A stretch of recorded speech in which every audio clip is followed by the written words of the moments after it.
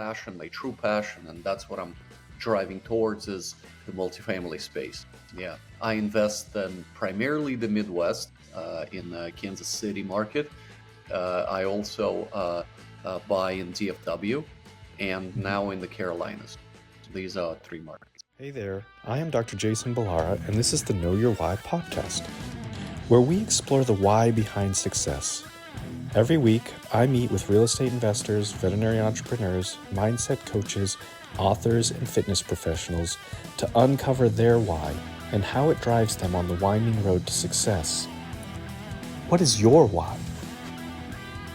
Hi everyone, I'm Jason Balara, and this is the Know Your Why podcast. Today I'm here with Vlad Arakcheyev. Vlad is a New Jersey-based multifamily investor and real estate agent who started a privately held company, Zontic Ventures, to achieve financial independence for his family and his investors. I love the goals here. I'll keep them in suspense, Vlad. But first, let me say thank you for coming on the show today. Thanks for taking the time out this morning to talk. I really appreciate you being here. I really like it. Thank you so much. Plus, it's like really early. It's 9:35, so it's perfect time to do the interview. I'm pumped. Yeah. Well, why don't we start with your story? Tell us about your background, kind of, what brought you to real estate and what you've been doing. Yeah, it's been completely crazy where I had nothing to do with real estate before. I was a graphic designer back in the day and really enjoyed what I do. And then COVID started and I got furloughed and I didn't have any income coming in. And of course, I have a family and two kids, my wife, mortgage, car, three cats. Got to feed those cats, right? Yeah. But yeah, and my wife and I, we were thinking, what are we gonna do? And she suggested so I become a real estate agent, which kind of makes sense because it doesn't matter what's happening. People have to move, people have to rent and buy houses or apartments, and it's a kind of a thing where it's never gonna go away. It doesn't matter what's out there. So passed my test, got my license, started doing that, and of course I started showing up to a bunch of meetups around New Jersey, and they were like, "Oh, what about flipping houses? What about like wholesaling?" And I got involved into that, and then slowly but surely I realized that I want to be protected from another possible, I'm not going to say COVID, but whatever it might be, right? So what do I need for that? In case I get furloughed or let's say the business is slow, so I need passive income. So my solution was to buy single family properties, and that's what we started doing. And it was going great, but we just couldn't scale fast enough. And that's where it took me to a path to multifamily. I went to a multifamily event in Texas, and my eyes were just opened on the completely different world where people are just buying commercial real estate and storage, multifamily, you name it, and just crushing it. And you working with teams, working on teams together, and it's all about collaboration, not competition in this space. And I still do real estate work locally here. That's my active income. But my passion, my true passion, and that's what I'm driving towards is the multifamily space. Yeah, I invest in primarily the Midwest, in the Kansas City market. I also buy in DFW and now in the Carolinas. These are three markets. Very good. Very good. Interestingly, I mean, you said your wife suggested a real estate agent when COVID hit, and I've never been a real estate agent. I don't know, but I would almost think that would have been a hard space to step into at that time. Doesn't mean don't do it. I'm just kind of curious about that transition, because I know, a lot of people when COVID happened lost jobs or certainly their jobs got changed dramatically. So how is that, kind of stepping into the real estate market as an agent right at the time of COVID? Yeah, it's well, my wife is she got a red personality, like she's very driven and she wants to move forward all the time. She doesn't want to like stay back or just kind of linger, right? So she's like, listen, there's always going to be an excuse. It Mhm. can be COVID or it can be a wrong time of year or this and that. There's always an excuse. So just start now. It doesn't matter that it's difficult. It's gonna take longer to ramp up the whole thing. Like I remember going to my first networking event. We were sitting like three chairs apart with Yeah. masks on and everything, and nobody was like shaking hands. Everybody was like bowing or doing the Yeah. elbow thing, which was Yeah. just completely silly. And uh, before networking events were like 40 people, 50 people. When the first time or second time I went, it was like 5 people. Nobody wanted to show up. Nobody wanted to come and do this thing. So Yeah. I believe when I started showing up, people were noticing. They're like, oh my God, either he's crazy or he's really like determined to succeed. So I Some of really each. got, yeah, a lot of people who were there and the organizers, they're like, oh wow, Vlad's everywhere. Let's kind of, talk to him and vice versa. Maybe we'll do deals together. And that's exactly how it happened. I still talk with people that I met years ago, and I still go to these networking events, but now I go there as a speaker because they Mhm. invite me to speak on their panels or just tell my story or speak on multifamily. Literally, I was doing a speaking engagement just a week ago, exactly with the person who basically I kind of met a few years back. So it's Yeah. been a very interesting journey. So I think you always have to start. It doesn't matter if it's going to be smooth or not as good. Just start. That's the Yeah. most important thing. Yeah. There's no perfect time to start probably Absolutely anything. not. So Yeah. yeah, you're It's absolutely only right. fear that's in your head. I got to post it here. It says, "What would you do if you were not afraid?" I have it literally written right here on the wall and Yeah. posted because fear is the biggest obstacle. Your brain wants to be comfortable. Your brain doesn't want to spend energy figuring stuff out or getting uncomfortable. That's why, we like to be in our homes and, sitting on a couch, be comfortable. You don't want to be going, to a crazy event somewhere, let's say 45 minutes away with like 50 people and network and do all kinds of stuff because your brain's like, oh my God, what am I going to do? So, yeah, Yeah. keep that brain moving all the time. Yeah. No, I think that's a great piece of mindset, shift and important to remember because there's going to be times where it's hard or scary or whatever the case may be. So you've got to be able to kind of push forward. You started with the single family houses, and I think that's a fairly common um, place to start. It's also pretty common that people say, "Oh, I couldn't scale the way I wanted to." People that want to do real estate investing at a high level and get really serious about it.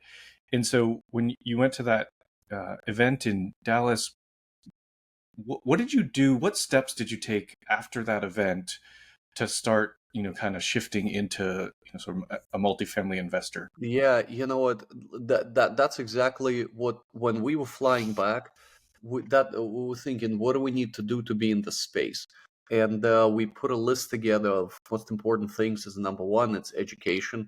My wife knows stuff in about real estate and multifamily. She's a commercial property appraiser, so she has skills in real estate. She's been doing it for a while. Me, no, not in multifamily anyway. So we needed credibility, we needed a network, and of course, education. So we decided to join a multifamily community, and there's a lot of them out there. We spoke with a lot of them, or maybe with all of them at least, and we joined Jake and Gino. They're uh, basically a nationwide multifamily network and mentorship program. So we joined them, and that's the starting point. Because just think about it: I'm in New Jersey and I want to buy in Texas. How can I possibly do it, right? So I immediately literally connected with people that would in Texas or buying there. And they said, hey, Can I be on your Zoom calls? Can we underwrite together? Can we just started asking all these questions? How can I be in that group, right? And since I was part of the community, they said, yeah, sure, of course. Yeah, why don't you join us on Zoom calls? Why don't you join us on meetings or like, some sort of underwriting sessions? So let's just do that. And I started that, and I, I was so shell shocked, you have no idea, because the difference between single family and multifamily, it's like day and night. And I was educating myself. I was on Zoom calls all the time, networking nonstop, and of course doing active real estate work as well. So it was just coming from everywhere. I had real estate from everywhere, but that point I quit my W-2, right? Because I was missing out. I felt right, so I was working from 9 to 5. I couldn't be on Zoom calls. I couldn't do anything. So I'm thinking, okay, I cannot, let's say, take clients out to show them a house. So how can I make money in real estate if I'm stuck at, doing, graphic design? So I quit that and I started doing real estate full time. And slowly but surely, it took off. Where about 8 months later, I got into my first deal. Very good. Tell me about it. Oh boy. I was actually given a choice. I was given an option, let's say, to be as a LP, and I didn't know back then. I'm like, oh yeah, LP, that sounds so cool. And it was in a big syndication in San Antonio. And I said, no, I don't want to be an LP. I want to be a GP or a co-GP because, I mean, I had the skills, I had the knowledge, I could bring something to the team, I could offer something to the team. So they said, okay, sure, let's do that. So I tried to raise some capital and also be co-asset manager on that Mhm. project. And believe it or not, I raised over $1 million uh, Wow. on that first deal. I was shocked myself. I didn't want to. I I was like, wow, how could? But it's determination. You just have to constantly speak to people about it. Just be out there as much as possible. And I raised about $1 million, and after that, everything just took off. Right, I got offered opportunities as joint ventures, small ones, pretty much all over the country, including Bradenton, which is right by Sarasota in Florida. We still have that property, by the way. We're selling it now, but it was a land development deal. It's a land flip, and we basically took three parcels of land, assembled them together, and converted them to multifamily. And Okay. that was the goal, and to sell it to a developer, because I'm not a developer. So we are in the process of looking for a developer now and selling it off. So you can build up, I think, like 90 units on it now, of or you can actually try to go for higher if it's rent subsidized or something like that. There's Yeah. few things that we're trying to work out with the county. So but yeah, it's that was my biggest thing. And I it was really, if you look back, it was an amazing journey. It's just so scary and new, but if you kind of overcome and stick into it, then it'll happen. A lot of people quit, and I'll give you an example. A few of my friends, they're very established in single family and flips, and they're like, oh yeah, we want to do multifamily too. After 3 months, they quit. They're Yeah. like, oh yeah, we've seen the results. I'm like, well, you're not going to see your results in 3 months. I mean, come on. And they just don't last. But you have to be in the space for 3 to 5 years in order to see real results, right? When you sell a property and when you refi, that's when you see the real results. People quit too soon, and it's understandable because life happens, right? Everything something changes, you need money now, or you have to relocate and you can't do real estate anymore. And that's why you don't see a lot of new people in the space. You see the same old guys, the same old, folks Right. that you see, for years. Like if you go to 5 multifamily events, by the fifth one, you're gonna know like 50% of people at Yeah. least, because it's the Yeah. same people. It's the Yeah. same people. You see them all over again. Because think about this: how many people can buy 200-unit apartment building? I don't know, a lot. So at a conference of 500 people, you're gonna know at least 250 people. I Yeah. mean, that's what I kind of noticed. Yeah.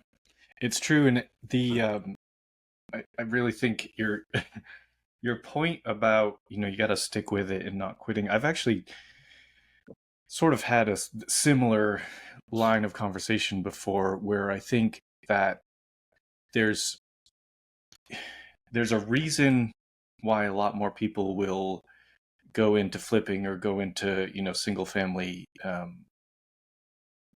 transactions, whether it's wholesale or renting them or whatever, is because of just the speed. It's Yeah, just happened. You're going to see a result much more frequently than you will in multifamily. Even if you're, one of the biggest syndicators in the country, you're going to do probably 4 deals a year, maybe, yeah, right? And sometimes you might go a year or 2 years. I have mentors that haven't bought anything in 2 years, and it's like you have to understand that that's how multifamily works if you're making smart purchase decisions. And I yeah, think it got really popular, when interest rates were low and money was flowing. It got really, really popular.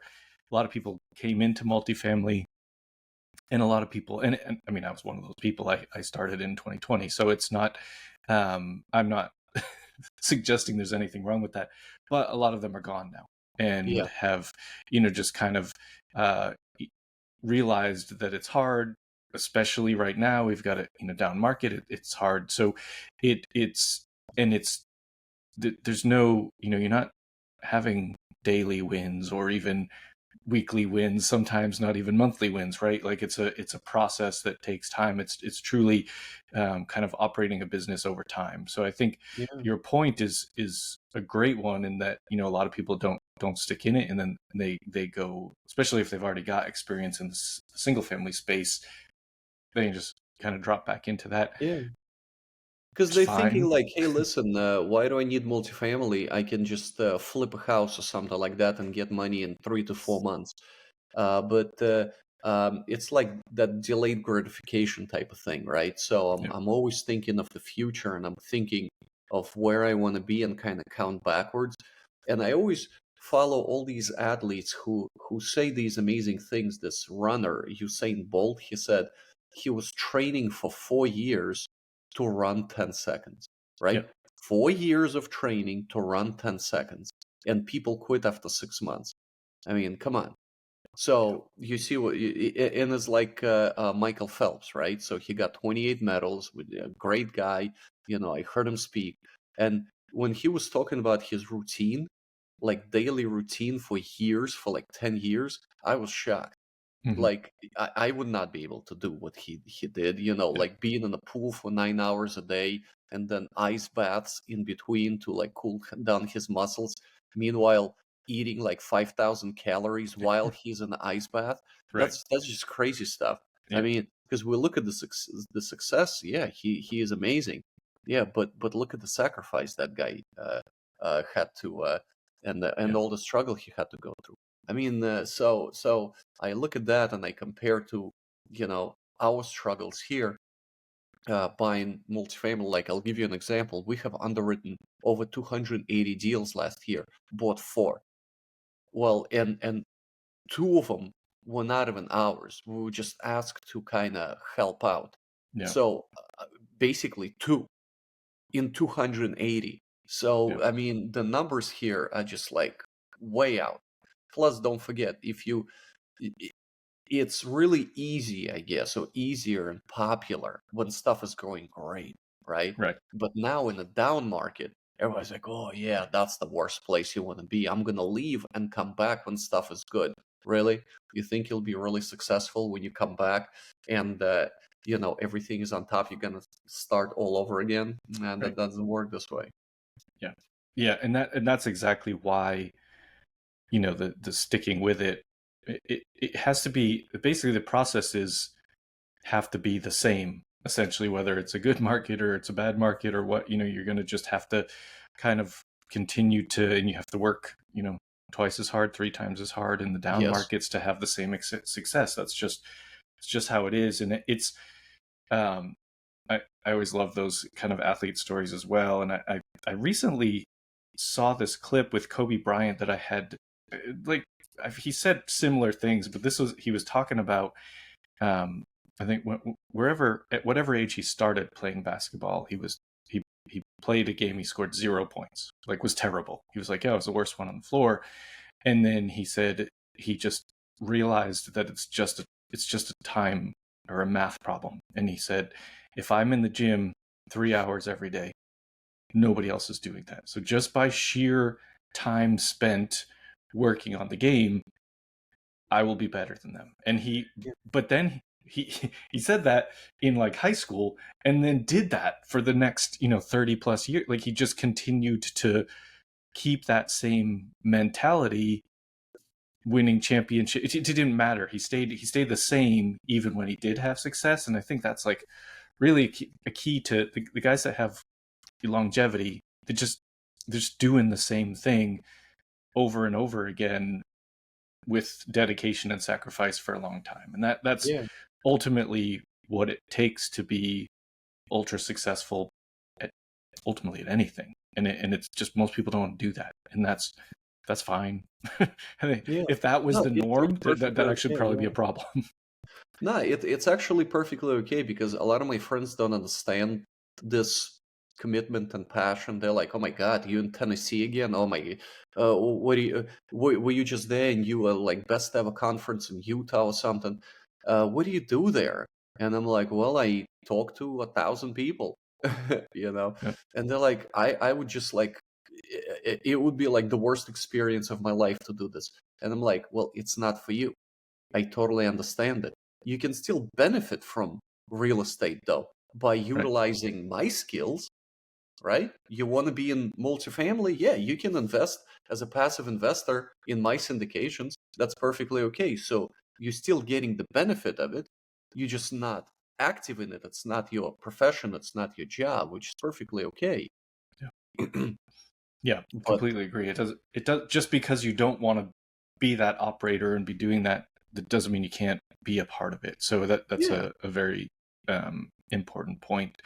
Um, Vlad, let me. I want to switch gears. I want to ask you the questions I ask every guest. I have actually some spin I want to put on some of them. But first one, of course, is based on the name of the show being "Know Your Why." What is your why? What's driving you? You've had really an interesting and successful journey already, but what's kind of pushing you forward? yeah. One of the big things is that I don't want to be in the position that I was years ago, where I didn't know when my next paycheck is coming from. I didn't know if I was going to able to cover my expenses. That's my biggest why.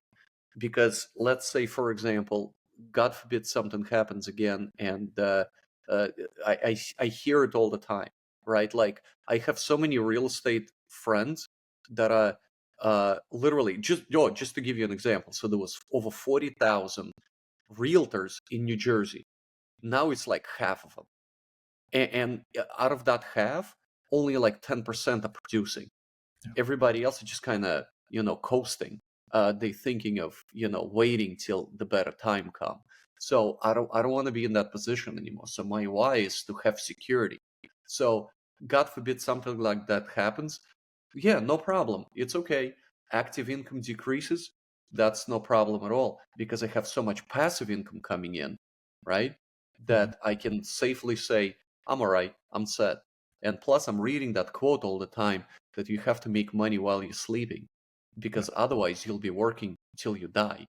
And I don't want to do that, right? I'm here to spend more time with my kids. to spend more time at home, to just to have a higher quality life, right? Because I heard this podcast and they said, I have two kids, they are 7 and 5 years old. And they said, up until like 16 years old, you have spent nearly 90% of the time with Yeah. your kids. Because after 16, basically they're gonna be like, oh yeah, my parents, yeah, I don't need them anymore. And Right. after 20, or they'll move out, you're gonna see them what, once or twice a month, even if you're lucky. Like my sister, she lives in California and Los Angeles. I see her twice a year. So, I mean, and my parents see her the same thing, twice a year. So just think about it. I want to spend and have the most amount of moments and share the most amount of time with my kids now, because by 16, they'll be like, yeah, I don't need my dad anymore. It's all right. I got it. I know everything. I'm the best. I'm the smartest. I got it. So I kind of want to take advantage of it now. So Yeah. that's kind of my why.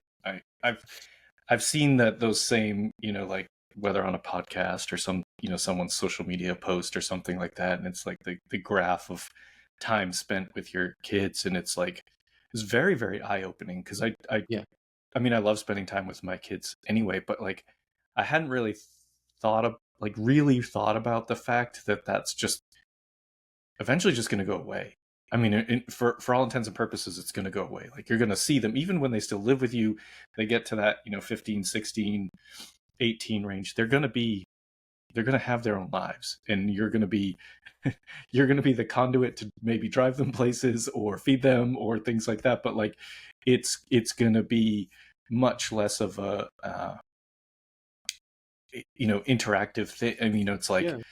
so, and I think, for the parents listening, like enjoy, right before this podcast, I mean, I'm in Los Angeles. Well, now it's 7, but my kids were just getting up, getting ready for school as I'm coming out to the office. And, my daughter's like, daddy, daddy, daddy. And they're like, it breaks your heart. I got to come do this. But like, I don't want that to go away. I don't want her to not want me there, and someday I hope that they'll never not want me there, but Yeah. at some point, there won't be that same need to be that, figure in their life. So I think it's really a great point. Yeah. This is your bio that you sent says your goal is to have 25,000 units. So I thought this might be a good place to talk about that. That's a lot, and I love kind of big goals, but where does that come from? What's your how did you arrive Yeah, at that number? What that kind of thing? actually, well, our initial goal when we started, we wanted to have 200 units. That's a 200 in 1 year. We beat that goal, and we got 208. So I'm thinking, is my goal too little? What if I made my goal even higher, right? Then I'll be looking at it all the time. I have a vision board here, right by me all the time, and I have, for example, on it that says travel 2 months out of the year after 2025, and then I want to buy a property in Costa Rica. I love Costa Rica; it's a beautiful place. I've been there, so I want to buy like a rental there, so I can go there at any time. And one it says JV, GP, or LP in 25,000 units by 2027. I mean, is it doable? Yeah, absolutely, it's doable. If you work hard enough, and I'll just give you an example, right? Let's say the team is buying 500 units, right? And they need somebody to raise capital and help them out on investor relations. You raise money, and you come in, and they close. There you go, co-GP on 500 doors. Yeah. Right? Just think about it. One deal, 500 doors. So you do 3 of those, that's 2,000 units in a year. I mean, because the numbers really, like, you can scale much quicker, much faster. If you have a good network of people, like I know a few doctors, they can come in with capital from their friends. Who are their friends? Doctors. They have Right. money, so it's much faster for them to scale, right? So if they really want to scale to that number, yes, I'm looking at like big goals, big goals. is it doable? Yeah, because I don't want to like achieve a smaller goal and just kind of pause because I'm like, all right, I'm Yeah. done.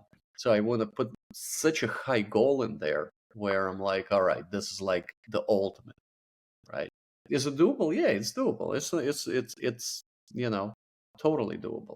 So I don't know. I like that goal. We were just writing it out. Then there's few other ones. So um, like for example, hold on.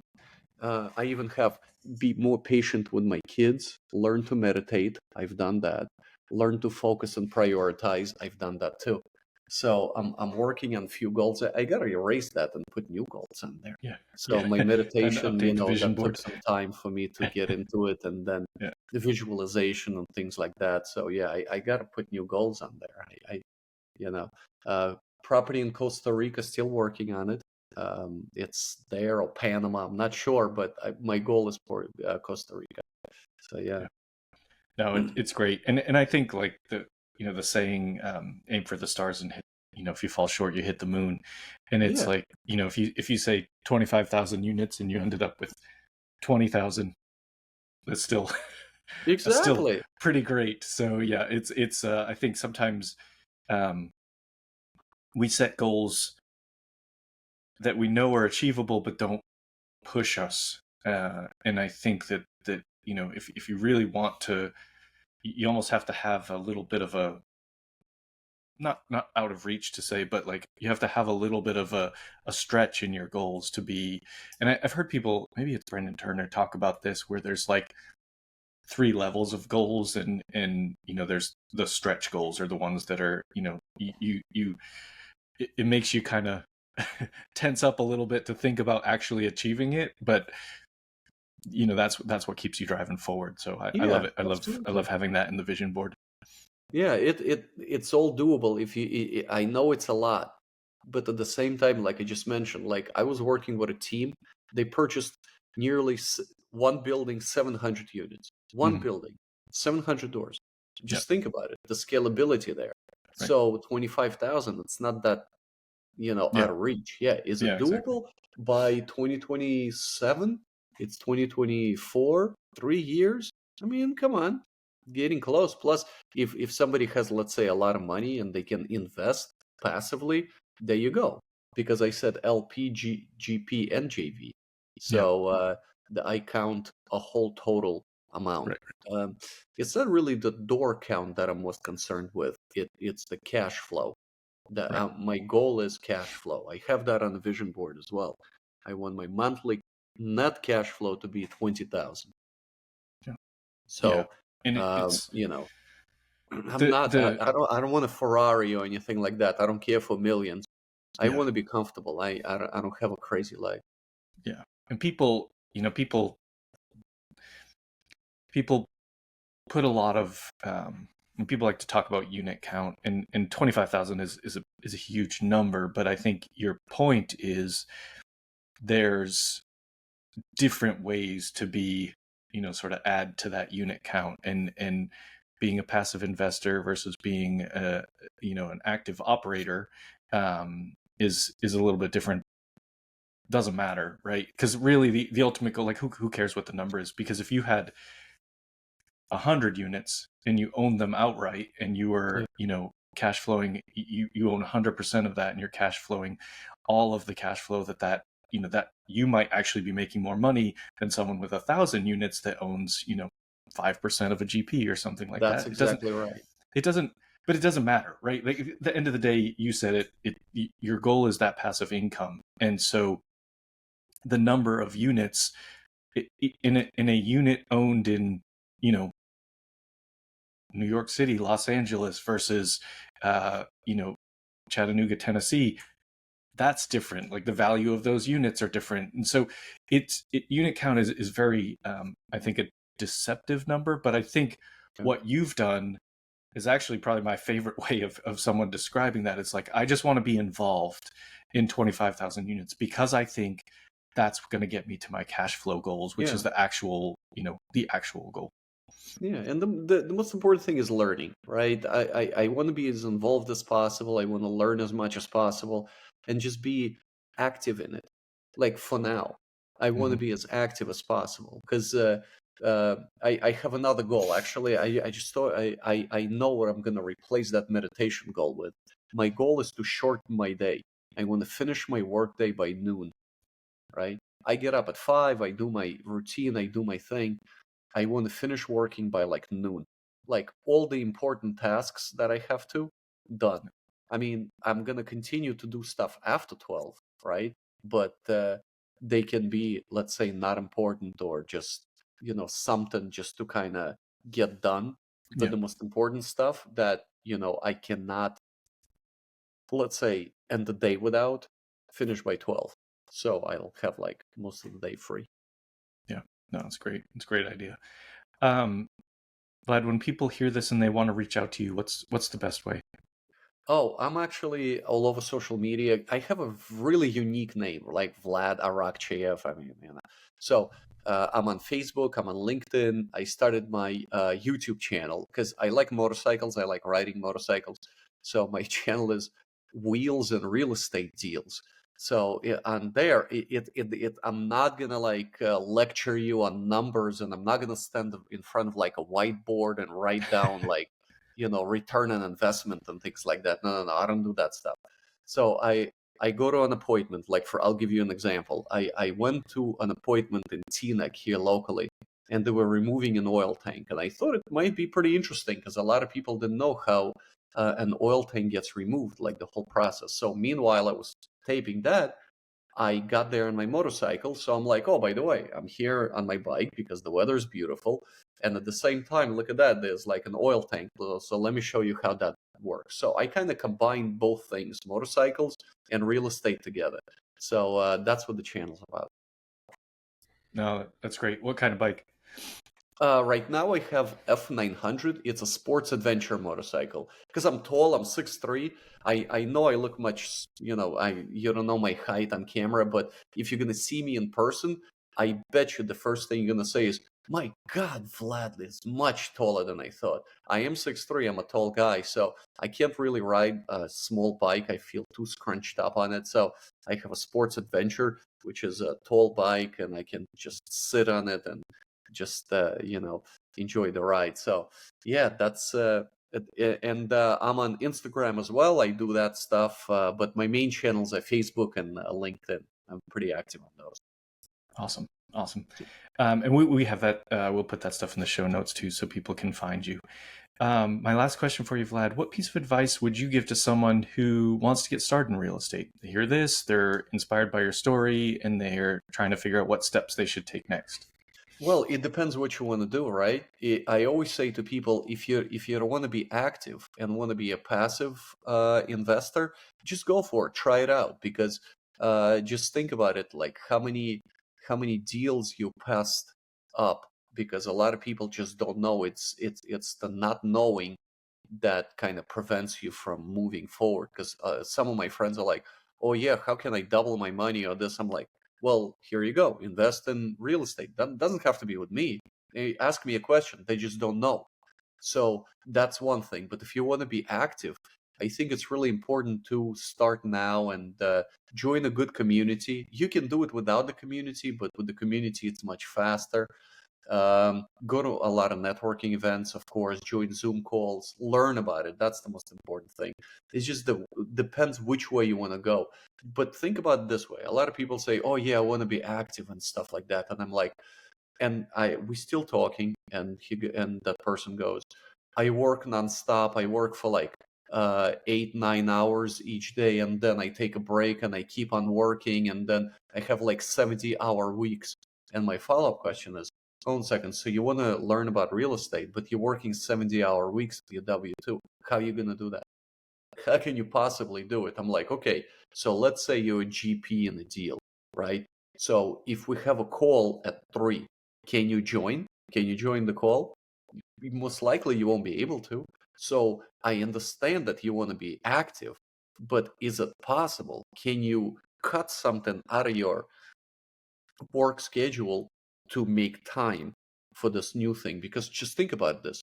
You're buying a business, you're buying a multi-million dollar business. You're not buying a house. You're buying a big business with employees and everything, and you have to run it as such.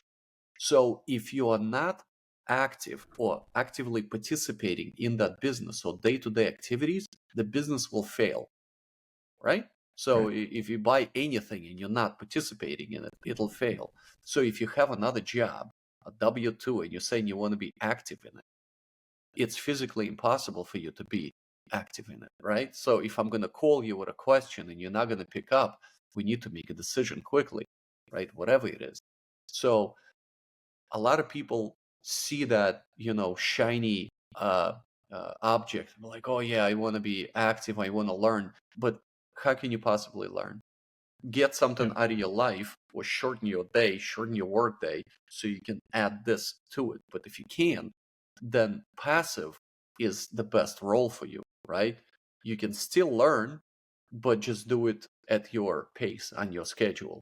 Because when you're active, we're going to ask you to be responsible. Because when you're a GP or have a joint venture with somebody, you are responsible for your paycheck.